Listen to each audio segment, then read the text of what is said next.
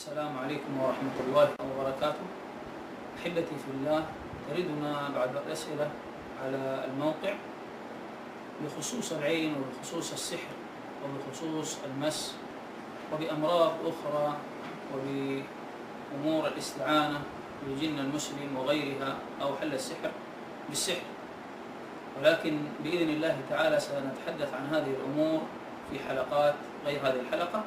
وإنما الذي شد انتباهي من بعض الأسئلة التي تردنا أن أكثر الناس يتعجبون من أمر العين وقوتها وإصابتها، حتى أن بعضهم لا يصدق، وقد يكون من طلبة العلم، فإذا سأله بعض الناس المصابين تجده يقول لا هذا الأمر لا يقبل أو لا نصدق مثل هذه الأمور، أو أن هذا من أمر من وسوسة الشيطان ونحو ذلك.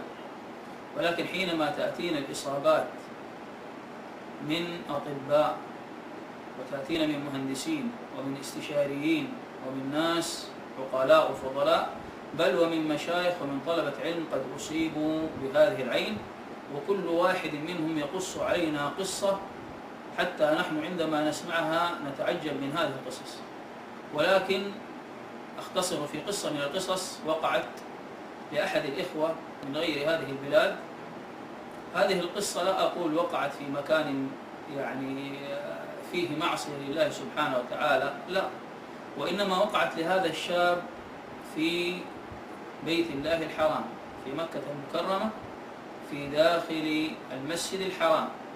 جاءنا هذا الشاب في وقت الرقية، فبدأنا نرقي عليه ونقرأ عليه شيء من آيات الله، فإذا به يسقط على الأرض ويتقلب في الأرض ويصرخ بصوت غير صوته، بصوت امرأة تصرخ وتقول: أنا ملكة وأنا معي من الجند كذا وكذا ولن نترك هذا في حاله أبدا. فما أن انتهينا من القراءة فبدأت أسأل عن حال هذا الشاب ماذا حدث له، فبدأ والده يقص علينا قصة من أعجب القصص.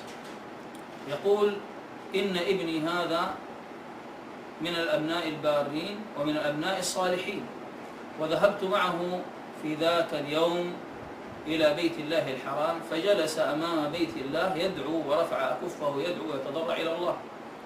قال: فجاء بجانبه رجل معه ابن في حدود 2 من العمر، وهذا الابن مشلول، فنظر إلى هذا الشاب وهو يدعو بخشوع فقال له: أريدك أن تدعو لابني هذا.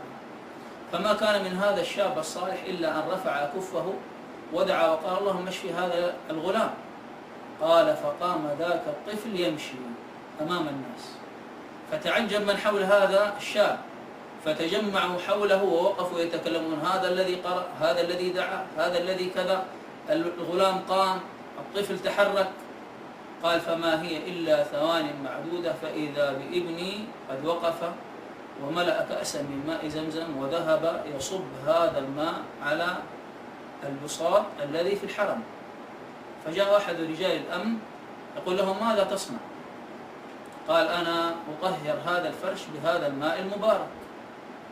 كلام عجيب غريب، كيف تطهره؟ فقال له: لا تفعل. قال له: لا بد نفعل. قال له: لا تفعل. قال: لا بد نفعل. فأخذوه. لماذا؟ لأنه فعل شيء يخل بهذا الأمر الذي يكون من نظام الحرم.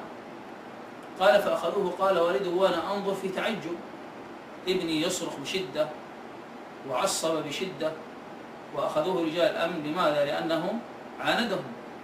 قال: فذهبت أتوسل إليهم قلت لهم: ابني مجنون، يريدهم أن يتركوه. فصرخ قال: لست بمجنون. قال: فلما تأكدوا أن ابني مصاب بشيء أو بجنون أو بشيء غير طبيعي، قال: خذ ابنك ولا تأتي مرة أخرى به إلى هذا المكان إلا إذا كان بوعيه. قال: فأخذت ابني ورجعت به إلى جدة. قال: فجلست أيام وليالي وابني في انطواء وفي عصبية وفي شرود ذهن، فسألت إمام الحي في حينا فقال: لا بد أن تذهب وتقرأ عليه. قال: فذهبت به إلى أحد المشايخ الفضلاء فقرأ عليه الرقية. قال: فحدث مثل ما حدث عندك هذا اليوم. فبعد ذلك مع استمرار القراءة كانت تصرخ التي فيه وتقول: ماذا؟ تقول هذا لأنه مجاب الدعوة وأصيب بتلك الأعين نحن دخلنا ولا بد أن ندمر مثل هذا حتى لا ينفع المسلمين بدعائه. وبقي ذلك الشاب وذلك الفتى في العلاج ما يقارب 6 أشهر أو 7 أشهر، عانى فيها معاناة شديدة وبذل فيها وسعه وطاقته في الدعاء والتضرع إلى الله وقراءة سورة البقرة وغيرها والذهاب إلى بيت الله الحرام والتضرع والدعاء حتى شفاه الله. المقصد والخلاصة من هذه القصة أننا نتعجب من أمر العين، فالعين تقع في أي مكان وتقع من أي شخص وتقع على أي شخص، فقد وقعت للصحابة ومن الصحابة وقعت من أنفسهم، فليس هناك ما يمنع من وقوعها وإن كان في مثل بيت الله الحرام. وهناك قصص مثل هذه القصص ولا يتسع الوقت الآن لسرد هذه القصص، ولكن لنا لقاء آخر، والسلام عليكم ورحمة الله وبركاته.